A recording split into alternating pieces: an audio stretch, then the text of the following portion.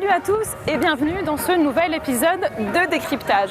Je me trouve à Pont-de-Vaux et les amateurs de quad et de moto l'auront peut-être déjà compris.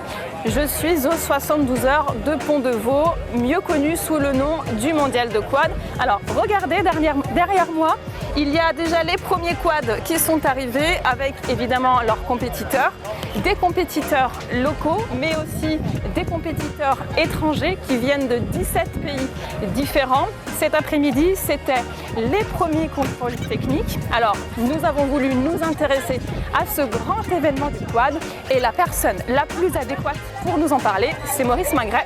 Suivez-moi, on va le rencontrer.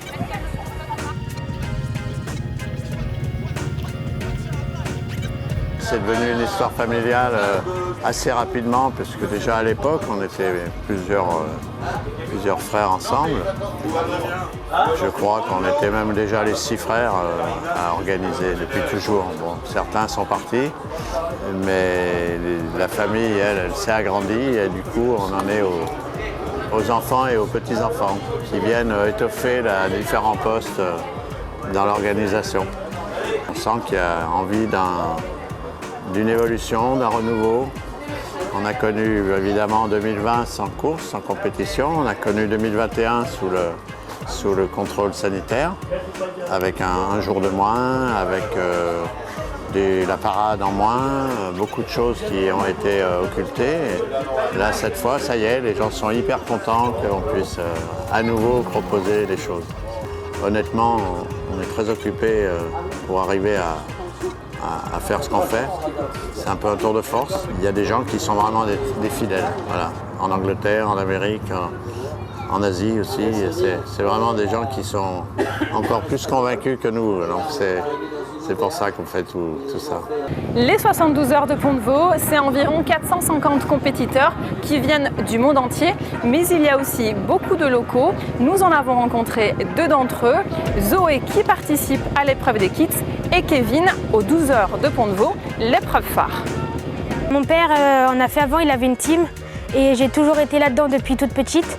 Du coup, cette passion m'est venue et j'adore. Je me suis préparée physiquement et mentalement parce qu'il ne faut pas que avoir le physique, il faut aussi avoir la tête. Il ne faut pas que rouler avec le physique, il faut aussi rouler avec la tête.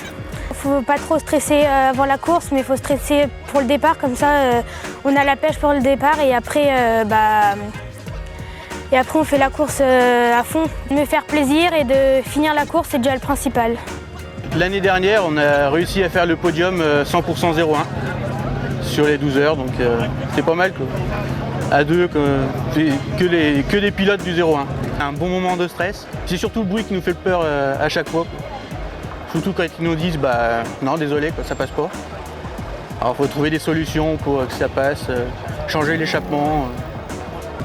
Et puis après, si les machines aux normes, les freins, le coupe-circuit, surtout si on tombe pour que ça coupe le moteur. Et puis après, principal autour, et surtout la sécurité pour le pilote quoi. Et là, comment ça s'est passé tout à l'heure? Il a bien été, il est passé du premier coup, donc la pression descend quoi. On est du coin, on fait la course qui est renommée mondialement, qui est à côté de chez nous, donc c'est une fierté de rouler, de pouvoir faire cette course. Les 72 heures de Pont-de-Vaux, c'est environ 5000 spectateurs par jour. Vous avez tout le week-end pour découvrir les compétitions. Et nous, on se retrouve la semaine prochaine pour un nouvel épisode de Décryptage.